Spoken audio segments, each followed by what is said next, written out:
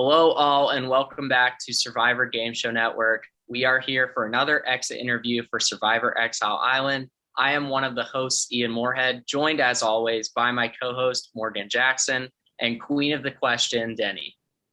Tonight, we are joined by our fourth place finisher, my older brother, Austin Moorhead. Austin, how you doing? I'm good. It is glad to be here. The fourth still kind of stings a little bit, so I still feel like the heat coming off of four. But I'm good, man. I'm good. Nothing really to complain about. We're here doing this thing.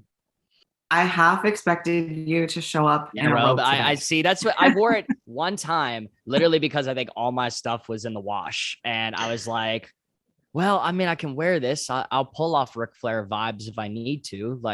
But now it's like I'm the commander of all things that are robes, and I'm just like, I have one bathroom robe. Like that's all I have. So. Growing up with Austin, he wore a robe a lot. So I did. So it's not fitting. Yeah. Comfortable. All right. So Ian introduced you as his older brother, and I want to talk about that for a minute, just because I was thinking if I had played this game and I knew that you two were brothers, I would be thinking, is Austin going to know knowledge that the others don't know? And I know, knowing Ian, that he would never do anything like that in the game. But I'm just saying, if I was playing the game, just because I'm always wary of everyone, that I would have been wondering if you had some inside information or if anything was going to sway your way. So did anyone ever question you at any point in the game about your brother being the host? Well, the thing is that I kind of tried to keep it on the down low that he was my brother from the beginning, because as soon as people hear that, people get a little spectacle, they're like, oh, like you just said, I wonder if he knows something that we don't know. Is Ian going to be feeding him information? That's just not how it is. But it's never that cookie cutter of something, to be honest. Yeah, I knew everything, and I will say this: I knew about as little as everyone else did. That'll be the same, because according to Ian, no one ever listened to him when he talked. So, well, you also, so the cast wasn't revealed. Speaking of things that you did not know. So when you pop up in the Zoom and you see Lauren and John in there, did you think they were in there as production? No, see, I kind of figured that I assumed maybe John would be on production, but I know how much of I figure with the amount of games that Lauren has actually hosted, that maybe she would want to actually try to compete in one, because it's been forever. And I thought actually that was the case. John, I know, I as soon as I saw him, I was like, I got to be on his team, because I know how John's played. I watched the other long game and how quote unquote successful that he was in it before, getting booted. And I was just like, I have to be on his team, because I already kind of know how his brain works. So say the least. Yeah, that's what I wondered, if seeing them, if you were pulled more towards one than the other, and you just answered that question. So I didn't mean to jump ahead, but no, you're good. I just want to talk about some of your alliances. So we see you in the Five Amigos alliance with Zucker, John, Mackenzie, and Connor. You just mentioned John, were you feeling closer to John right off the bat? Because it seemed like you were really connected with Mackenzie. Yeah, see, that was always a question that always pondered through my brain of which, if there were any individuals in the Five Amigos, which one did I feel more drawn to?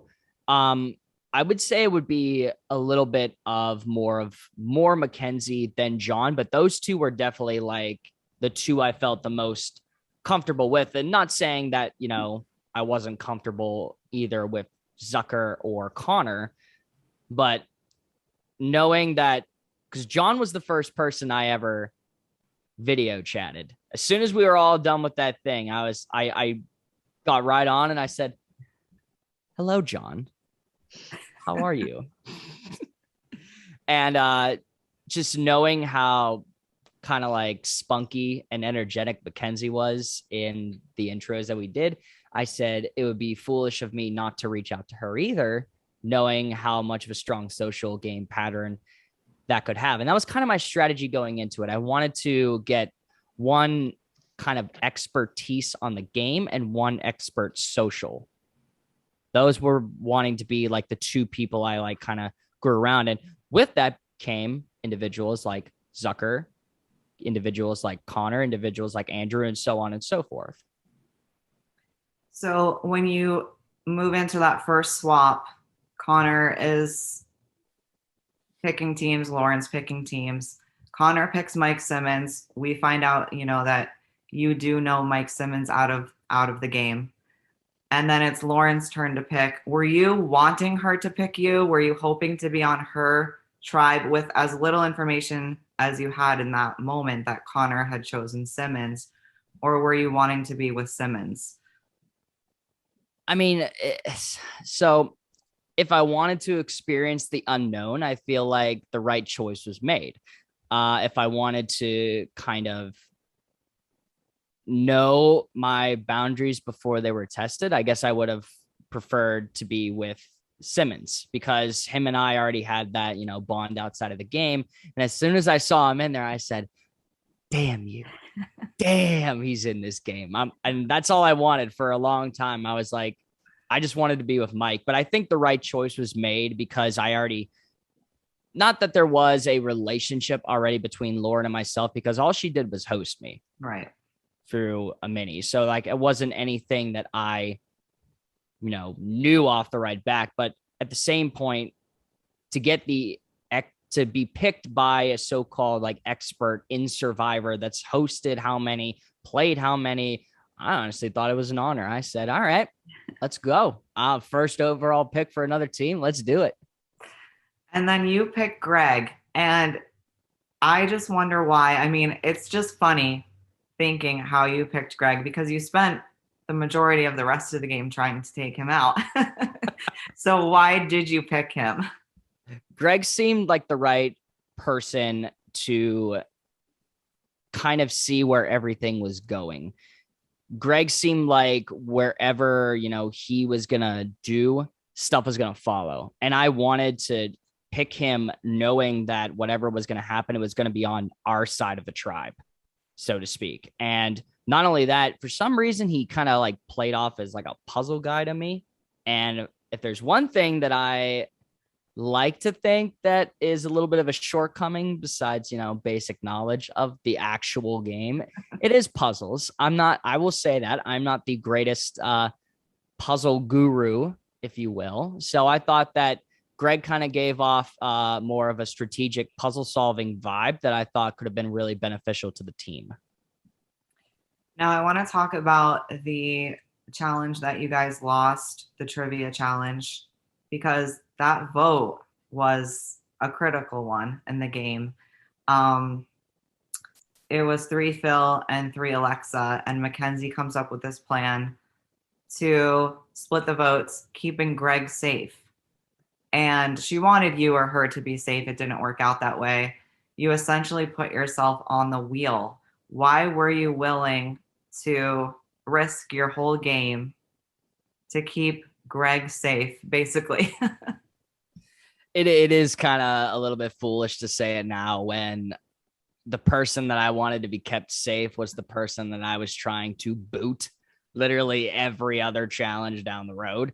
But we kind of understood, and by we, I mean Mackenzie, Jim, and myself knew that the other ones weren't budging.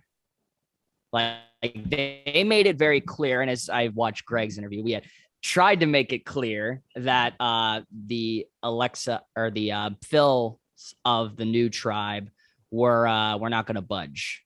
So at that point, it would have been, I know it's to say foolish, but to not, I just don't know if the results would have panned out the same way had I turned on Mackenzie or Jim and voted, one of them. I didn't think it was the right move to be played because I thought I could get a lot more strategy and works out of those two than I could out of the others. So, if all of them were to be saved, I thought that Greg probably would have been best because I thought he was the one that I had a better shot of working with down the road.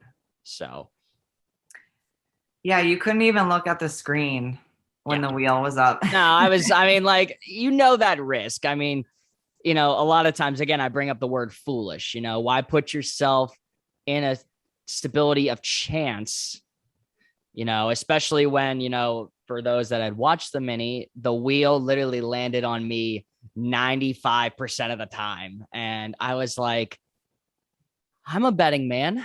I like to think that this, I'm going to take the over here. Hopefully that it doesn't land on my name. So it just happened to work out that way.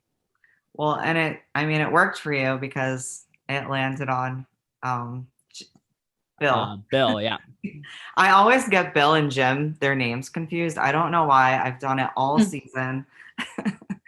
So how were you feeling like after that vote with your people? Were you feeling secure, and what did you picture for your game moving forward? I definitely felt a lot better. The move was to either have it land on Bill or Victoria, and that's how it ended up because I just thought that those two I had a little bit of a less chance of moving further in the game with, knowing that I had Mackenzie, Jim, and also keeping Greg safe definitely helped. So I felt good after that down the road. And there are a certain amount of times though that certain challenges were done and I didn't feel too good. You could tell after a while I had like dark spots under my eyes for just like how the saying goes without saying, minis are no long games. It is not the same thing. There's a lot of stress, a lot of mental instability that goes along with it. As Mackenzie, my, dear companion always says, it tends to get messy. So yeah, it's a completely different ball game. I've played in one of each, and you're exhausted the night of the mini if you last long enough because it just keeps going and going. But this keeps going and going and going for 39 days. Yeah. So yeah, it's a whole different ball game. I want to talk about the vote where you guys voted out Andrew, because I know you were like gunning for him. Did you just see him as like a big threat? There were times, and maybe John got in my head a little bit of protuding that Andrew was the more likely candidate to have the idol. And I thought it was a better opportunity to not only one, kind of boot out a very strategic player, and two, try to flush something out. And obviously that second part didn't happen because, he didn't have it. So was I played there? Probably. But I think that in this game, you have to be played at least once in order to kind of know where you are. I think if you're doing the playing all the time, you become this puppet master of, I don't want to say ego, but of essentially knowing that you may never not get knocked out. And I think that having the ability to be played at least once, I think that helps you in the long run here, because you're like, oh yeah, damn, it sucks. Yeah. But like, now I know for the next time. But that was more of a less because there were individuals that saying, he might've been throwing my name out, and me just doing this for the first time. I was like, well, shit, that's not happening. Like no one's saying my name. Like, that's just rude. Why?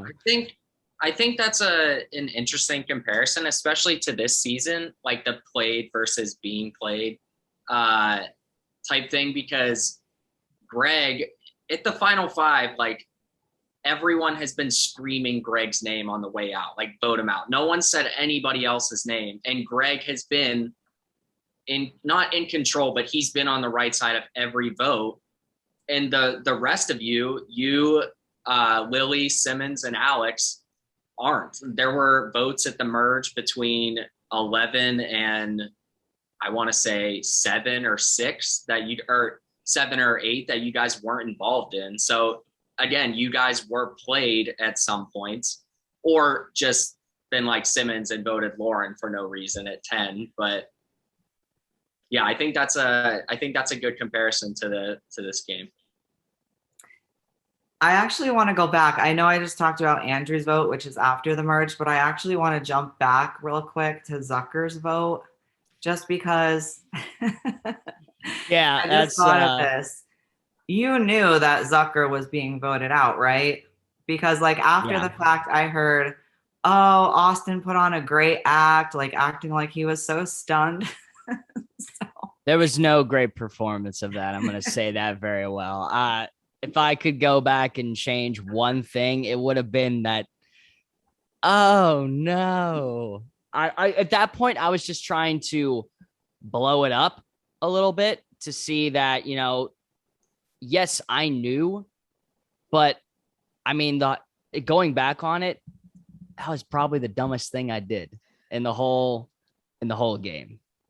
So you think that keeping Zucker in would have benefited you long run? Yeah, I think it was foolish. I think honestly, the vote should have went another way. And, it's easy to say that now that, you've been through the ringer of everything, but I kind of feel like that kind of lost my trust in John for the rest of the game. And not saying that John was my number one, but John had put a lot of trust in me and Mackenzie. And as soon as that line was drawn, I feel like Mackenzie and I both lost John as both a competitor and a number. So well, we see you after that in a call with John and Mackenzie, but he's not really ripping you, he's ripping Mackenzie, and you're just kind of sitting there looking a little uncomfortable.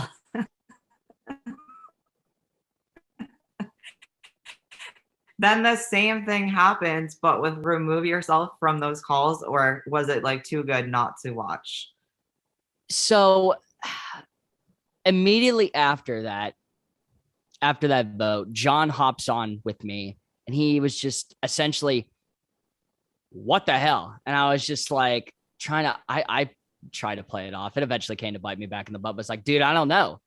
I was like, this is like ridiculous. Like, why would they do that? We had a plan set in motion, and I just tried to look as mad as I could without kind of blowing my cover of any. And eventually it came back to bite me because I don't remember who, but someone had told John that I was in on the whole thing, and John came back and was like, I need you to drop whatever you're doing, and I need you to tell me 100% if you were in on the Zucker vote. And I told him, I was like, look, yeah, I was in it, but I didn't vote for him. And that would have been the thing, because we had all arranged for a Zoom call that night of the Zucker vote. And on 100%, I should have just stayed on and be like, player idol on Zucker, player idol on Zucker. That should have been the move. And I thought that maybe depending on how it would have gone, I would have had a little bit of more opportunity to work with other players and see how other strategies would have ended up. And if I'm sitting here, that's obviously not the way that it went. So since interviewing Zucker now, Mackenzie, John, Jim, and Austin all say that was the wrong move, even though some of them weren't in on it. But yeah, all of those people that either were or say it's a bad move or the wrong move are sitting here with us now. So yeah, and we said it, but it was easy for us to see, right? Yeah. because we're watching all the clips and seeing everything in the background. But man, I was wanting John to use his idol just to like really shake things up, because obviously some people thought they had such a good grasp on the game and clearly didn't. But thank you for that scoop, because I know I had heard that you put on a show afterwards, and I wanted to hear like how that really went down. Austin put on a show kind of all season, but in like a different way. I would send him texts, or because like the people I have quick access to, like I'm just gonna message and ask them what they're doing instead of like pulling them for confessionals or something, because they're usually sending in content. So I'll like send Austin a question. I'll be like, who are you, like what's your plan for tonight? And he'll be like, well, we're voting someone out. And I'd be like, no shit, bud, it's tribal council. Like, who are you voting? I'm not going to tell anyone. I'm on production. Just tell me. I'm not playing the game. All fucking season long, that was going on. It was like a war between me and Austin for me and like everyone to get information. Like even in confessionals, Austin's like, yeah, plans in motion to get someone. We're like, yep. Who? Well, you were on the wrong side of the vote for many votes. Many, like all of them. So when Ian would ask you what was going on, was it just that you didn't know, or you didn't want to give him the information? Like for me, when I played my game, I was scared to give too much information to production, thinking that at tribal questions might be asked that would totally blow my game up. So why was it that you weren't giving him information? You didn't know it, or knew it but didn't want to give it? It's funny that you say that, because it's a combination of both, honestly, because not saying that Ian would have directly asked me a question that would have turned the entire game and I would have been there like, son of a bitch. Like I was like thinking in my head that yes, I really did think that questions would have been asked that would have put me on a spot that I didn't want to be anywhere near, knowing how low of a radar I played in the game. But also it had to deal with the fact that I didn't virtually trust anything that was going on, because from that point on, votes that were being told to me were not happening. Like it was the complete either opposite, or if something else was occurring, was going on. So I didn't think that I even had the right information to start. And it's the worst thing in the world, looking back in the confessionals and being like, yeah, we're gonna vote this, like it's list an individual's name.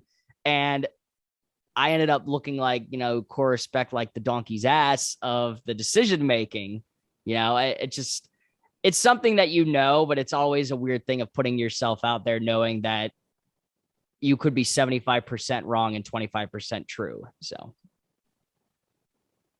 You said something in one of your confessionals where you said people were viewing you more as a number and you wanted to be seen as a player.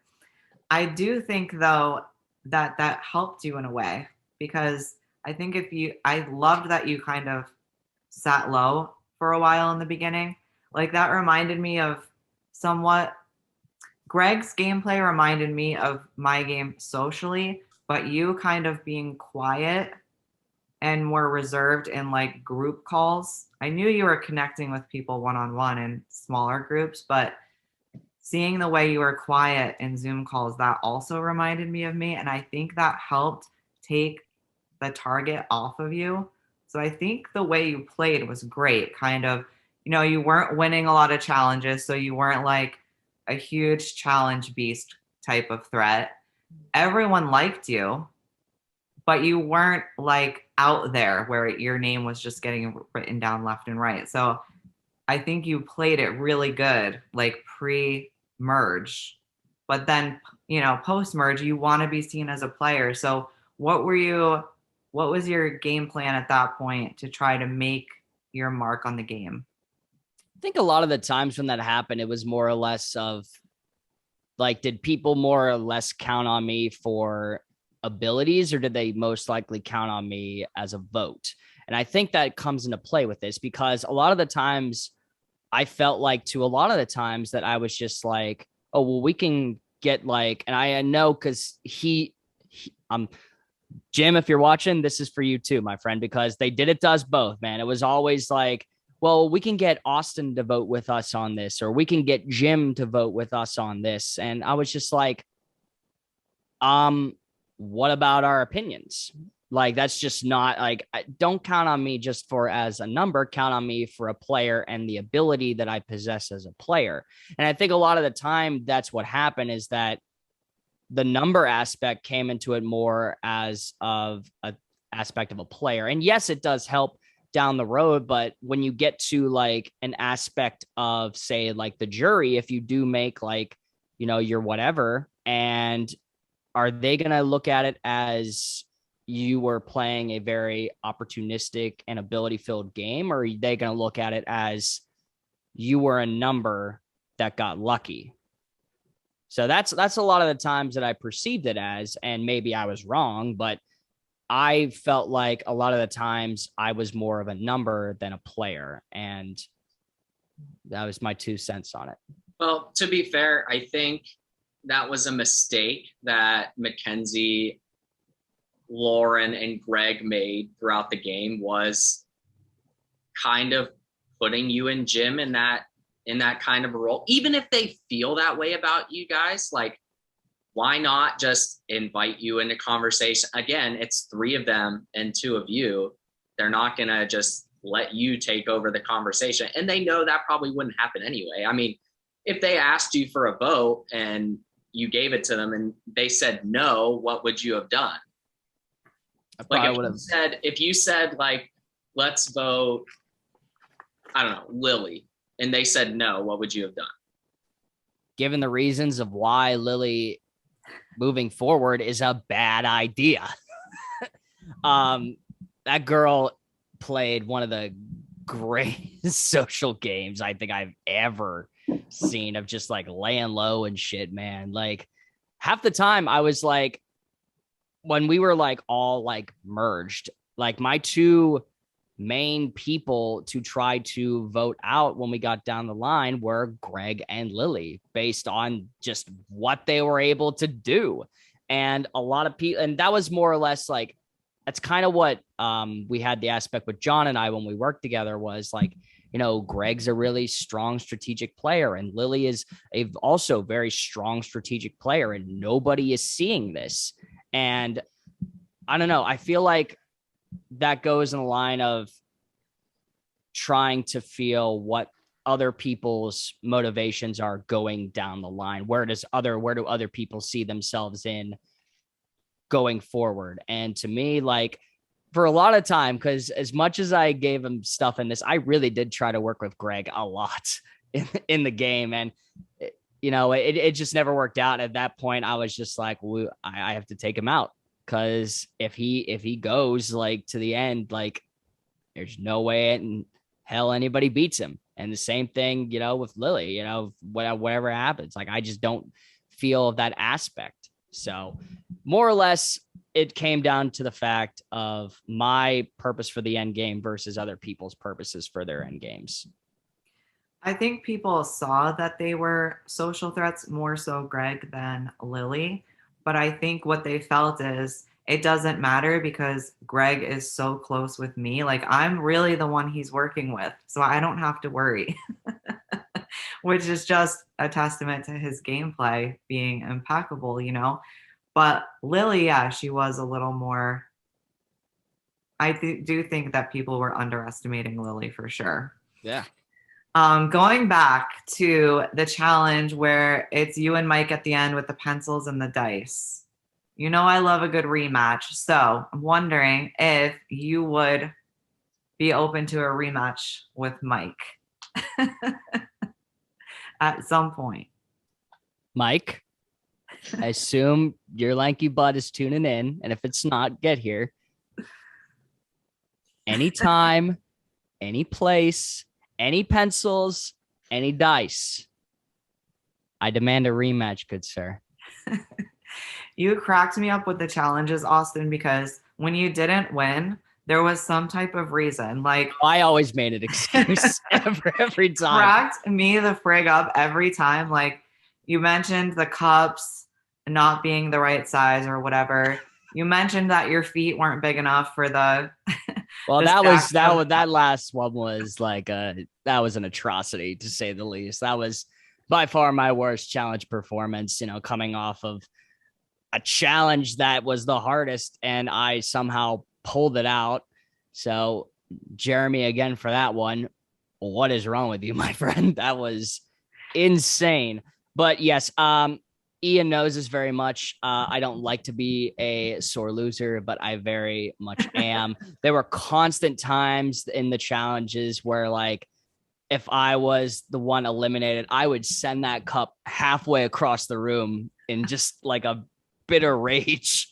But yeah, I always did that like half the time. And that's a bad sportsmanship angle on my part, but when you lose, and it sucks. And being for the fact that I had been on the losing end of challenges since the first challenge, it takes a toll on a while. If you're yeah, mentality. Definitely. No one likes to lose.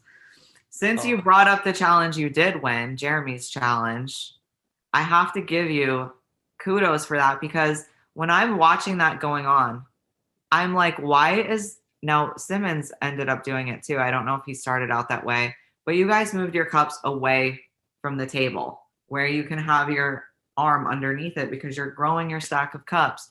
Why the others weren't doing that or looking to you guys is because we kept hearing you were on your 5th cup, then you would drop and it's have to start all over. But I don't know why they didn't look at you. Like, what is he doing that he keeps almost getting it?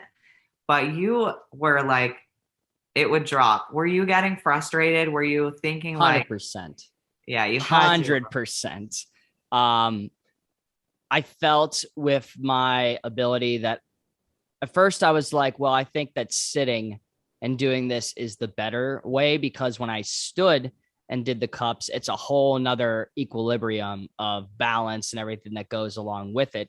So I thought, all right, well, I'll sit in, not a seat that's comfortable. I'll sit in a chair that'll make me like sit up and, have better balance and everything with it. And no one ever said that the cups had to be on a certain angle. So I took advantage of that in a sense. Well, I'll just put it like right here so that I can like put my back against it and balance with that. And that happened in a lot of challenges and everything that went along, where I kind of like played, I don't want to say played the system, but we had the trivia one where I was like, well, no one ever said that I couldn't put like my arm here to like rest for better balance, or for now he ended up correcting me halfway through the dice challenge, because I was like, well, no one said I couldn't put my arms like against the table to have better balance. And he's like, after like the 3rd time, he was like, all right, put that up. I was like, now you tell me. Like, well, people, so like when we announce the challenge, there's always like at least 10 minutes of getting set up, people asking questions. Austin never asked questions. He just like tried to play the set. People would ask like, can I do this? Like asking if they could play the system. And Austin, really playing the system, didn't ask questions. And I'm trying to watch, Morgan and I are trying to watch everybody. We have people on production. I'm getting text messages like, is Austin allowed to do that? Is Austin allowed to do this? Is Austin allowed to do that? And I'm like, no, Austin, you got to stop. To be fair, I did ask you about that arm. I was like, is it all right if my arms sit here? And you were like, yeah, that's fine. And then you were like seeing how I was doing with it. And you're like, all right, no, you actually can't do that anymore. Yeah, well, like some things we just don't talk about beforehand. Like Morgan and I and McKenna and whoever else is there would always talk like, hey, do we think this should be allowed? Do we think this should be allowed? And if I don't have like a question answered already, I usually just say yes until someone on production is like, that's way too much of an advantage. They need to not be doing that. But yeah, I mean, yeah, I did kind of play the system with that, because I felt like if there wasn't something that was going to be addressed, 100% I was going to try to take advantage of that, because I was on a losing streak, like a huge losing streak. And I just needed to try to win one. That was the goal, was to try to just win one challenge. Better to ask for forgiveness than permission, right? Oh, 100%. 100%. Denny, I don't know if you were going to bring it up because he didn't fare too well, but I have to bring it up. I swear to God. Extreme Flip Cup. That was terrible, and you know it. Yeah, that's on my paper. Austin, and very, very out there in a frat, is a part of a podcast that has beer in the title, and then is the first person out of a drinking game that is, well, we took it to another extent. It's a pretty basic drinking game. We did take it to another level, but I was shocked that you were first out. I thought this would be the end of the losing streak. Everybody on production that night picked someone for that challenge. I was first pick. I picked you. I was like, there's no way Austin's going to lose. And you're first out. So not only was I shocked, but I was kind of mad that I think that's more of the reason why you're upset is that you put my name out there and I ended up losing. Oh, he was like, there's no way my brother loses this. I'm telling you right now. And I was like, and he's like, no way. There's no way he's losing this. And then it is a different sense, to say the least. Now, when we had our mini, I think that was our first challenge, was a flip cup competition. And literally the first thing every single time. And I was like thinking, like, actually, maybe I got inside my own head. I don't know. But again, I'm making excuses. But when I went in to Extreme Flip Cup, I literally was like, let's go. Like, something I'm actually like, I don't know what happened, man. But like, I firmly put that on the different cups. That is a regulation size cup issue. No. That I was like, and it's not like I was getting it off every time. It was literally landing where it was supposed to land, but just off. Like, it was off like every little I don't even measurement. Morgan, you're a math person. Measurement, centimeters. I don't know. Like, just, but yeah. Yeah, I got a lot of texts when that episode went out and was like, what are you doing? You are embarrassing right now. And I'm like, dude, like, that's on me, I guess. Like, maybe I got inside my own head. I don't know. But yeah, that was we talk about the stacking of the cups at the feet. That probably was the most awful challenge that I competed in wise, but that was probably the Extreme Flip Cup was the most embarrassing loss that I think I had. Well, no one likes losing, but was it bothering you even more that Simmons had an edge on you time and time again with the challenges, because you know him in real life? Was that getting to you, or it didn't matter? You were just losing. It didn't matter to who. At that point, it's just weird because Mike and I kind of established through a little bit that, as long as one of the two of us wins, I won't be upset. Because, we kind of had that feeling of outside of the game competitive nature. Like, I'm not going to get mad at him if he ends up like beating me or something, or vice versa.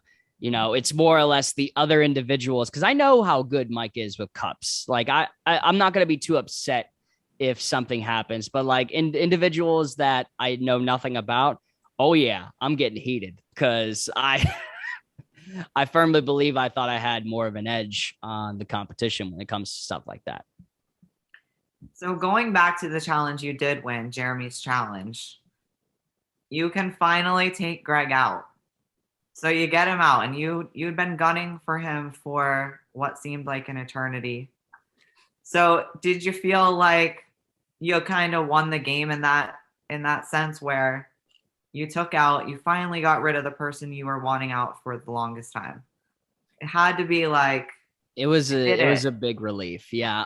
No offense to Greg, because like I said, he is a wonderful competitor and one of my good friends. And I just knew that if he's at the end, I don't think any one of us beats him. Now, did I feel like I had won the game? I thought I had a good shot. Because at that point, I felt like it was Mike and I against, Alex and Lilly. Boy, that still kind of stings today, to say the least. It was about, I want to say, about 10 minutes before, the big, everyone's in tribal council and everything. About 10 minutes before, Mike pulls me in for a thing, thinking we're going to talk, our final strategy and everything and what we're going to do. And he basically tells me that he doesn't know who he's voting for. And I was like, well, Mike, I mean, like, what do you mean? I mean, we had this thing that we were trying to do for how long? We're like, Zoom calls, when we finally hit merge, he was one of the first people I jumped in with, because I was like, yes, Simmons, finally, my brother, what is up? And that was kind of our whole thing. Whereas to like, as long as one of the two of us, if we're both sitting at the end, like that would be incredible, because we know that our outside game played an influence on the actual game itself. And when he told me that he didn't really know who he was voting for, he was not leaning towards voting for Lilly, I was very at that point, I knew it was gonna happen. So I was I was a little shocked, to say the least, when that happened. And then tribal council hits, and I try to, blow it up as much as I can. And honestly, to this day, think that I should have been a little bit more aggressive with it. I don't think I was as aggressive to keep myself in the game. And maybe that was just the mentality of knowing that, a guy that I had put a lot of trust in, 10 minutes before is telling me that he doesn't know what he's doing. Maybe that put a little bit more of a depressing take on, but at that point, I should have, I texted him this too. I texted Mike. I was like, I should have put on the robe, and I should have came out and be like, you're going to get a Ric Flair chop here in a second if you don't let me compete in this damn tie-breaking challenge, which I would have loved to compete in, and I would have loved to see, because it didn't even happen. See it too.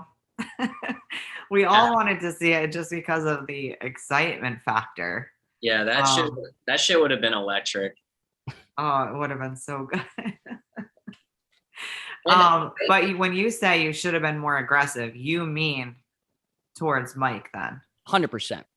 Because, I firmly believed that all of our strategy to this point, because when we had lost like Lauren and John, I knew that those were part of Mike's moves. Like Mike didn't see himself like going further in the game, knowing that Lauren and John were in it. And I bit the bullet on a lot of those, because those were two of my allies a little bit moving down the line. And knowing that I gave up a lot to get canned when I didn't expect to be canned was a complete blindside to me. And, it's a frustrating thing, to say the least. So knowing now, yes, I should have been 100% more aggressive with it, because at that point I kind of was like turning over the leaf of, all right, well, this was great, see you guys later, instead of, essentially fighting for my position, which I did. I mean, I said I would rather go down fighting than go down not fighting at all. And as we saw, that was not the case. Well, we heard Simmons say to you, I don't even care if I win. Like, it would be great to win, of course, but as long as it's me or you, it doesn't matter. Well, and then he doesn't give you a chance. Yeah, I don't even know what that tiebreaker challenge would have been, but I just know I was like, Simmons, come on, give me what I want. I want to see this. I'm Morgan. If you can help me out, they were all, and I'll announce it because like they're just adaptations of challenges we did throughout the season. The first one was Extreme Flip Cup. It was best 2 out of 3 for the events. First one was Extreme Flip Cup with 3 cups. And the last one was a slide puzzle, but I don't know what the. I can pull up the Google Doc. I'm sure it's still there.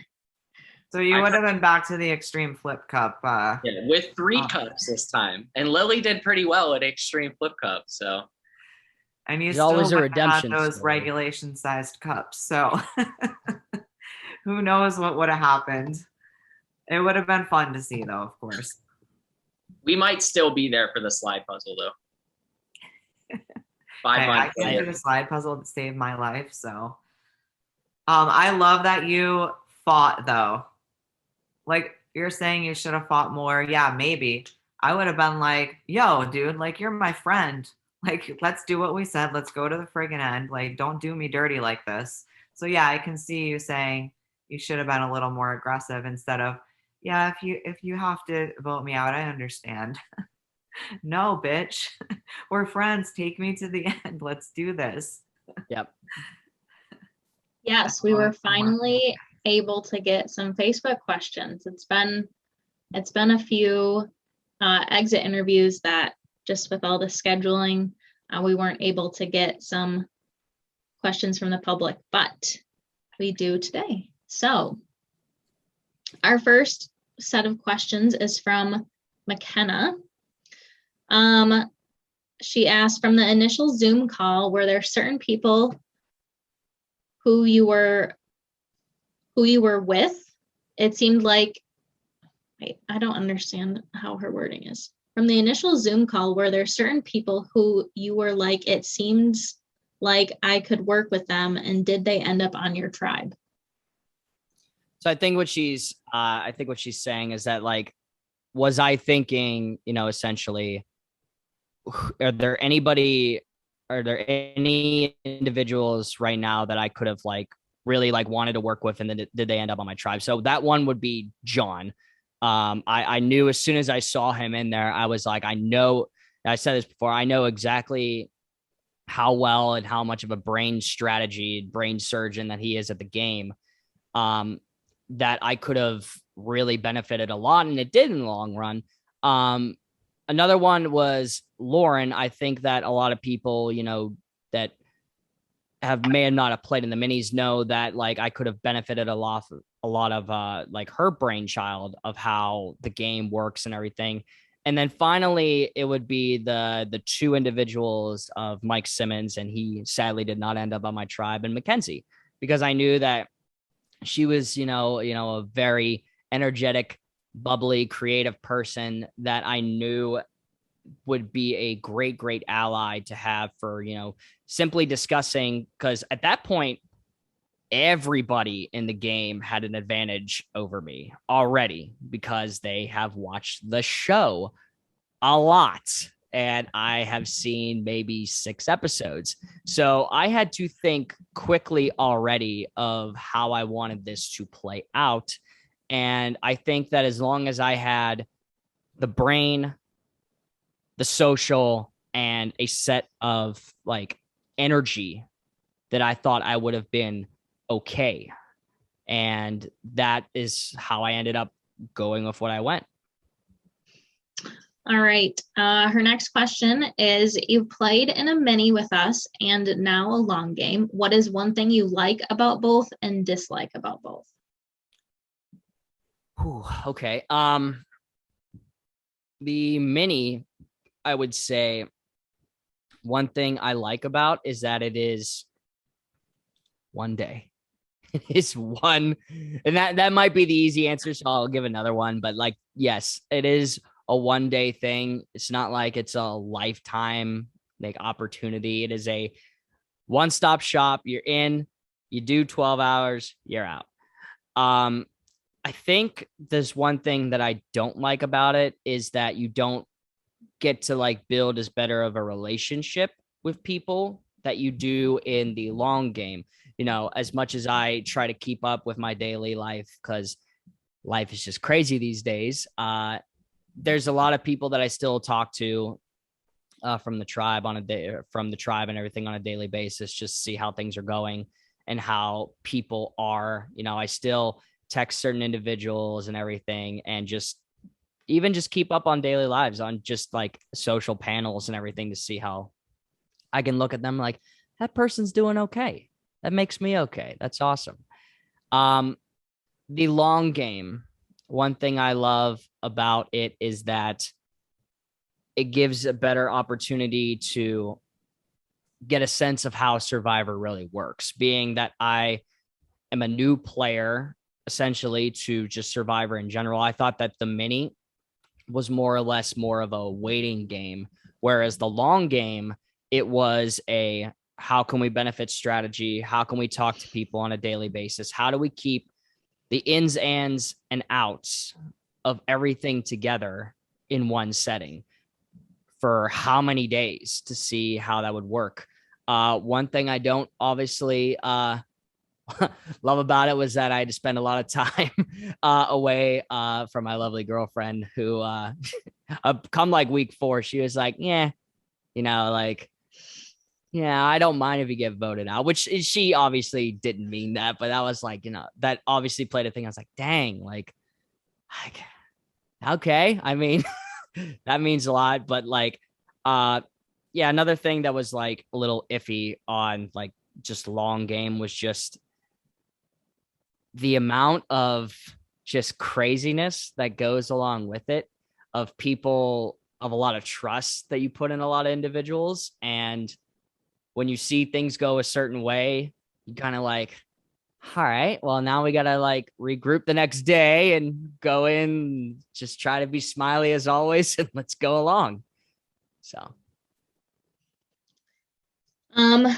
All right. McKenna also said, not a question, but you are an amazing player with a great social game. I was so sad to see you just shy of the finals. Maybe the third time is the charm. It means a lot, McKenna. All right. Our next few questions are from Lauren. First one, what was your best experience during the game?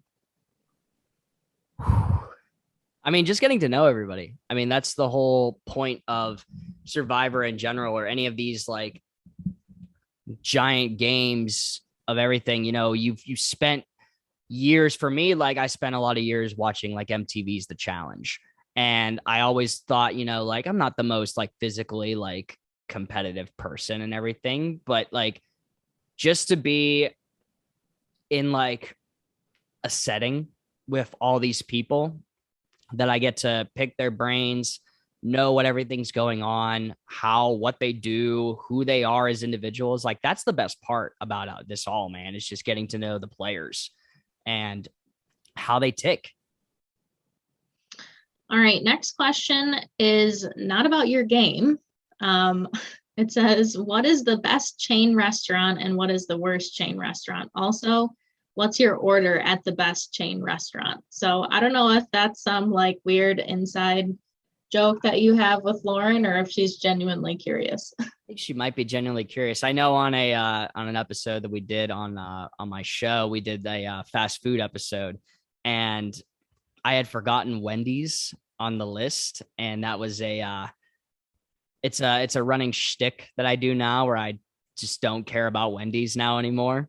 Like they're like, oh, we're eating Wendy's. I'm like, that's the biggest trash I've ever seen. Like it's awful. Worst chain restaurant though has to be Long John Silver's. I don't know how they still are in business. What? I don't know how they're still in business, man. Burger King, come on. Burger King sucks. New chicken sandwiches, prime, fire. And probably the best is 100% Taco Bell.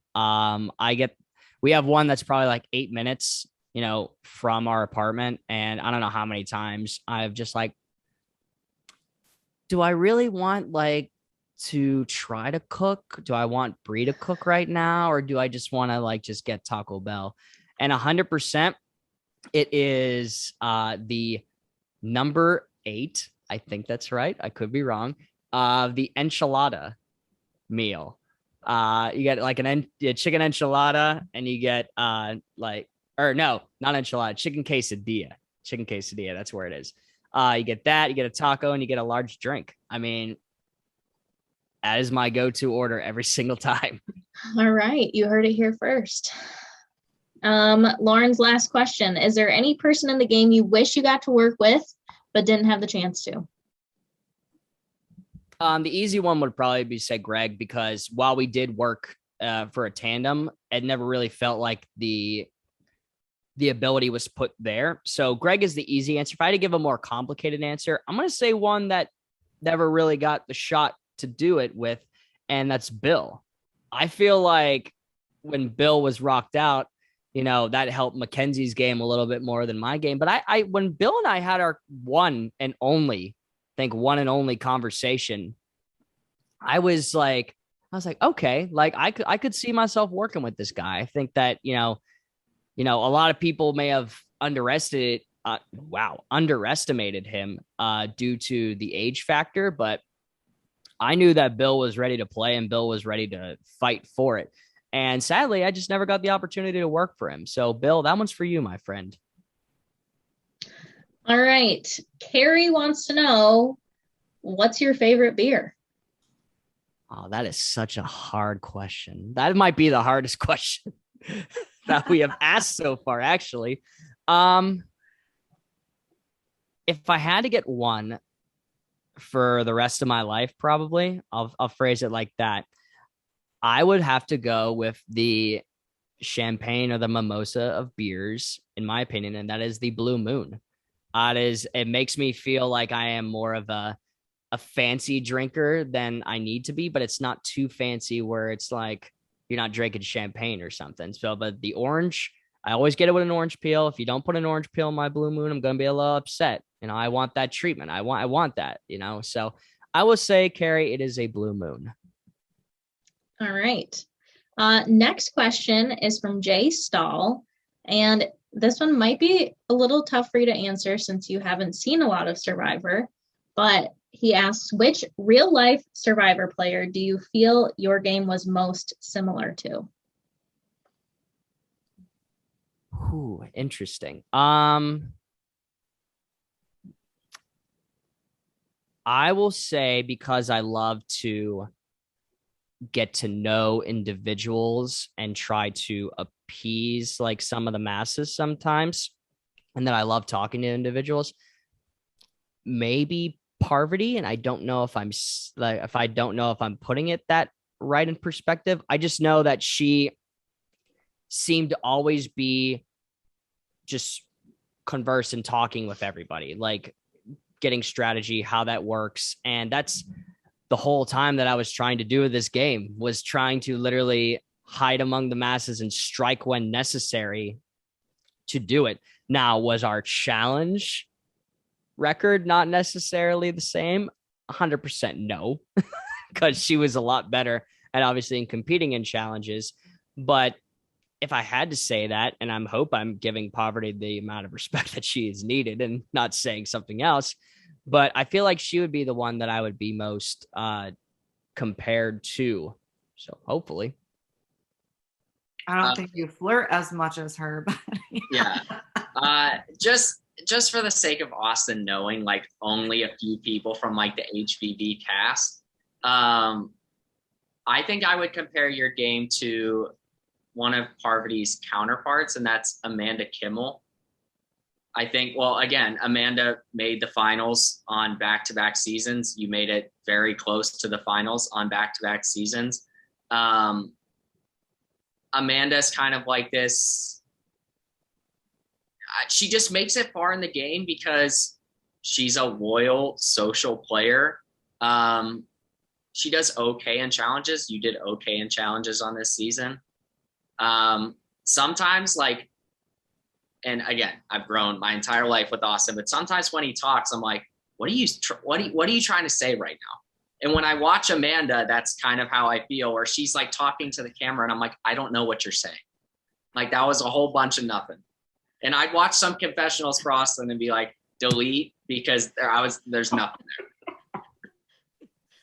If we're not being honest, then like that's great. But we're being honest, and I appreciate that feedback, because a lot of the times when I was like, it is a little like, I mean, I'm in front of the camera a lot, in front of like how many people, but half the time I'm on the fly trying to think of something to say, and I do have a lot of brain farts. It'd be very foolish to say that nobody does. So. All right. Our next couple questions are from Jay Milligan. First one, as you said it, final juror again. Does it feel more disappointing the first or second time?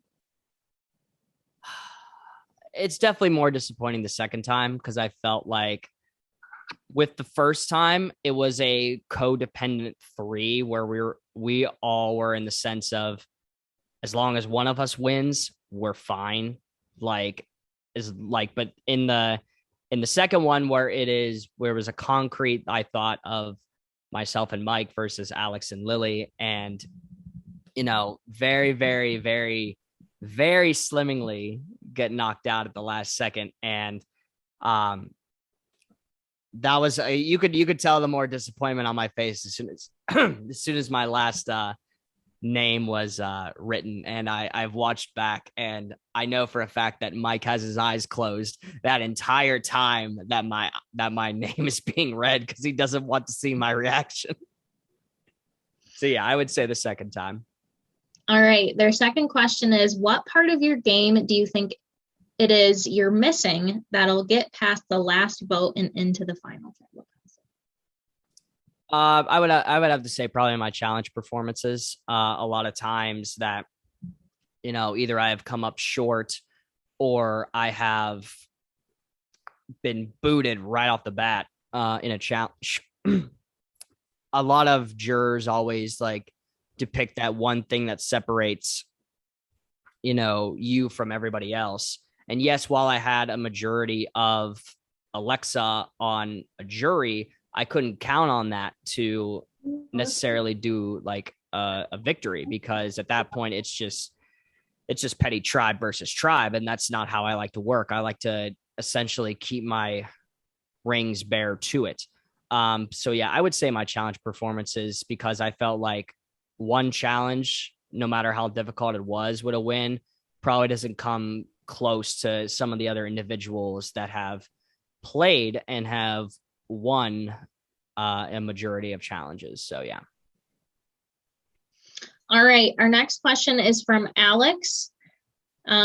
If we took out Greg instead of Lauren at the final 8, would you have stuck with John and Lauren or tried to work with Mike and myself? I feel like you would have been a swing vote in that situation. Yeah, that's a good way of putting it. I really believe I would. And honestly, I probably would have went with Mike and Alex if I'm not stepping on any toes here. Just because of the fact that as much as I loved working with John and Lauren, if it was us 3 at the end, I don't have a shot. I do not have a shot. Where, not saying that I would have a shot with Alex and Mike, but I feel like the way that those two have played the game so far and the way that I've played the game so far are not at most similar, but we each have our kind of ways of doing things. And I think by doing that, I would have a better shot at not only building a more of an alliance, but also taking 2 Goliaths out of John and Lauren to have a better advantage. I gotta say though, that I don't think it's that clear cut if it's you, John, and Lauren at the end. I think you do 100% have a shot, because I think you were just more likable in the sense where, yeah, they were making moves, but they were also burning bridges and rubbing some people the wrong way, where you were not doing that. So I 100% think you would have a shot at Final Tribal Council, depending on your performance at Final Tribal. But yeah, either and way, obviously, either Final 3, you have a shot.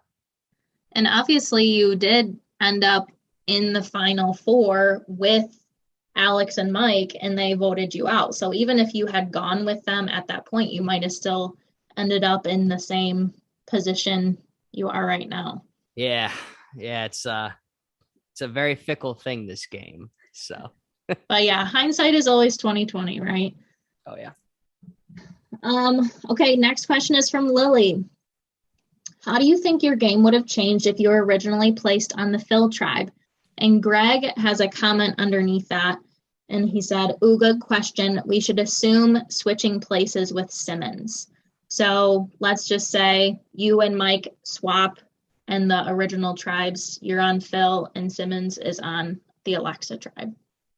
Yeah, I think that's kind of an interesting point to make. So, awesome question, Lily. I love that. Yeah, that I would say that if of all those individuals, I probably honestly would have, no, not saying replaced, but I probably would have fit in well with that, I don't know what they would call it at that point, glah instead of glam. So might have a better ring to it. I don't know. But yes, I could have seen myself working very, very well with, Alex, Lilly, and Greg, to say the least. I think that would have been, I don't know. Now I'm thinking about it. I'm like, that's a nice scenario. Well, so again, the tribes were picked very strategically. You were separated from Mike, obviously. You were separated from Lauren because, again, John and Lauren had to be separated. So it was either put you with John, who you really don't know. You've seen him play, but that's it. Everyone could have done that. Or we put you with Lauren, who's hosted you. If you're on the Phil tribe, Lauren picks you up immediately and brings you in, or vice versa, or whatever. So yeah, and that was the group to begin with. So I feel like you would have just replaced Mike to start with. Yeah, there definitely would have been a lot of different changes, I guess, that would have been made in strategy and everything. But I think the way that people played, I think, like looking back on it, I think that I definitely could have seen myself working well with those three. All right, now we have a few questions from Greg. And apparently everybody wants to know about your favorite things, because his first question is, what's your favorite Broadway musical? Oh, there was a long standing of musical talk between the cast, so to speak, because so many people love musicals and Broadway, and I just thought it was the weird thing growing up with that I had an obsession with. But no, everybody loves it. It might be a cop out, but I would say just because of how much I listen to the music, mine would have to 100% be Wicked. I love every aspect of that Broadway musical. Awesome. All right. Second question. Once you knew I targeted you in the early to mid merge, was there any shot of us working together?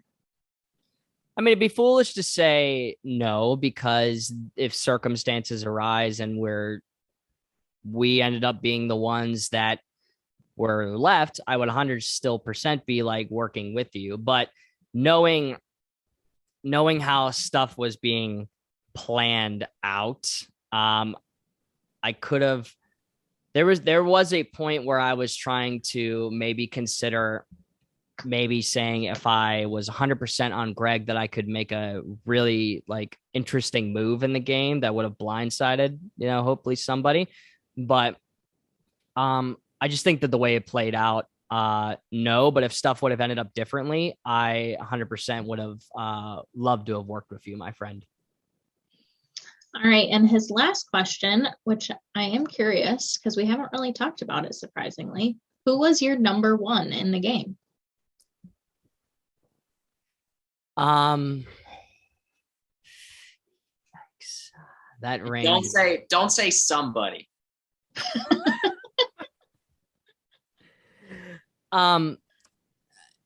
If I had to have said my number one was, I would say my number one was Mackenzie, just how stuff was going on. And, obviously when stuff happens, you had to change, your number ones on the daily. So when, Mackenzie ended up, getting eliminated at that point, I tried to associate that Mike was my number one going to the end. So it's a little confusing answer, I know, because someone always just loves to hear one name and think that they're that person. But it was originally Mackenzie, and then when that happened, Mike was my number one.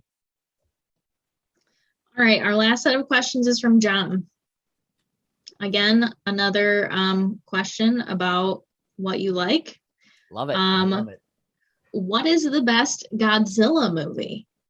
See, that is an interesting question because, as most know, I own every single one on DVD spanning from the 1950s up until now.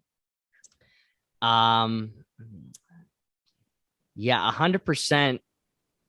It would have to probably be Yeah, it would have to probably be the original 1954 first one, black and white. It's just such a cult classic that I love so much. And he'll tell you that too. I've been trying to buy enough to have the Japanese version in total as well. So, but I think a lot of these people are putting stuff in because it's hard to ask me Survivor questions based on my knowledge. But I love it. I love it. So that would, yeah, 1954 Godzilla. That is mine, John. All right. His next question: what motivated you to betray the Triforce at the final 10? The unknown. And I know that's a little odd to say, but I think I don't know if I could have seen myself going all the way to the end and winning, knowing that I was aligned with John and Zucker.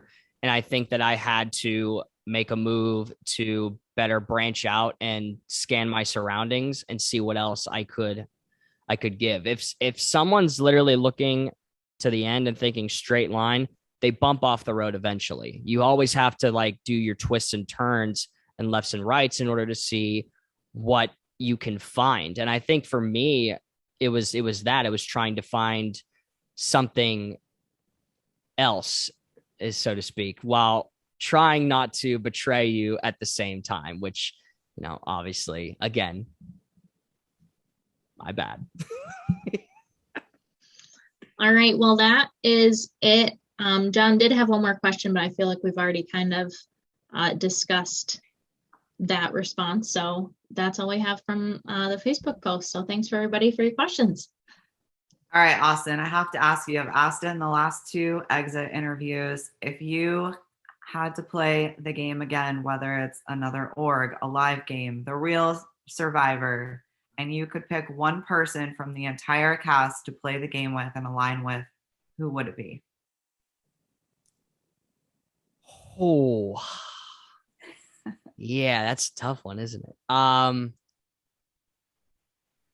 I think because we could have done so much more, I'm going to say Lauren, because I feel like we had our alliance here and there with her, but I never really it was kind of more of like a go with the flow vote scenario with her and I. It was always like, well, who do you feel like voting for? Who do you feel like voting for? Whereas I feel like the amount of strategy never came into play. And I always wanted to just try to pick her brain with stuff, man. And maybe that's not my fault for asking a lot, but I always kind of assumed that she was one of the strongest players, and she is, to kind of just trust in everything. And I really didn't kind of show my own of what I could contribute with her. And maybe that's more of a redemption thing for me. But yeah, I feel like I would love to play with Lauren. I think the easy answers would probably be Greg and Mackenzie, just so I could try to establish more and, actually try to work with Greg and not try to stab each other in the back 100%. So, but yeah, if I'm giving a genuine answer, I'd probably say Lauren. All right. Now I'm kind of putting you on the spot here. Gotta love that. All right. Hey, I was originally thinking of coming into this interview and asking you to do the whole entire thing in different impressions and accents and stuff. Just because the first confessional I saw of you were doing an impression, right? And then I know just from watching your podcast and stuff that's kind of your thing. So I was wondering if you would right now do an impression of anyone on the cast, or maybe a host. Wait. You can't pick me. That's too easy. You can't pick me. Oh, man. I love this. All right. Oh, all right. This will be Let's see if we can guess who it is. Okay.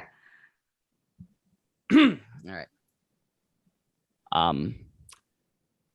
Trying to figure out things that we're trying to do, and I'm hopefully that it works out, and I don't know how it will, but here we go. I gotta say Jim. That's my only guess. I would guess Simmons.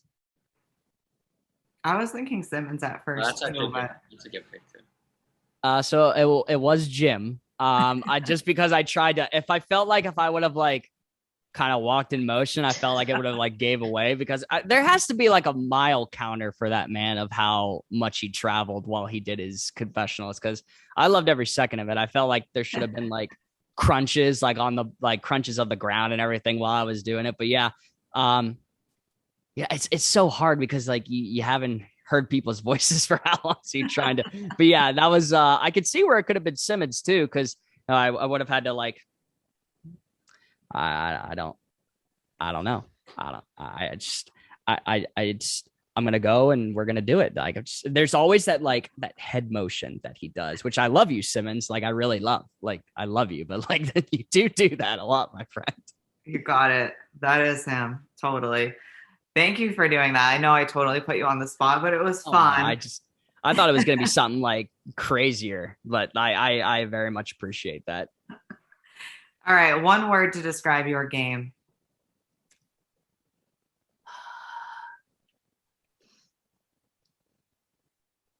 Camouflaged. I feel like there was a lot that I could have done more, but in the shadows, I felt like I was very comfortable doing what I was doing. And as an animal in the wild with camouflage, you always got to strike when you're necessary, and that was what it is. I laid my ground, and I kept my nose to the grindstone, and didn't piss anybody off to the point where like, because as soon as that animal's out of the camouflage, it's out in the open. It's primed to you either strike then or you get struck down. So yeah. Yeah, I think that's a good word for your game. I have to say, it was so fun watching you. I think for not being a huge Survivor fanatic, you have proven to be quite the player. I mean, you've done it in 2 games now. Would love to see you play again just to see if whoever made that comment, maybe the 3rd time's the charm, if they're right. Because you definitely do have what it takes. I think if you trust your gut a little bit more in the game, you'll make it all the way to the end. But so fun watching you. You're definitely a likable guy. No one could watch you and not root for you. Like it was just everyone wants, like, I want to be your friend. I want to hang out with you. I appreciate that. He had a chance. She had a chance. Hey, I had a freaking migraine. Austin was my notes partner. Thank you. Thank you so much for playing and for sitting with us. And yeah, totally hope to play. See you play again. Maybe play with you. How about that? That would be a very interesting scenario, Denny. I would love, now I'm thinking, because like at certain notion, I was like, I hung up my jersey, put my cleats away. I was like, I'm a little retired at the moment, but if you were to do one, that might bring me back into the fold. I'm not pressuring you at all. I'm just saying. Never know. It sounds like he's just like waiting for someone else to play, to sign up again.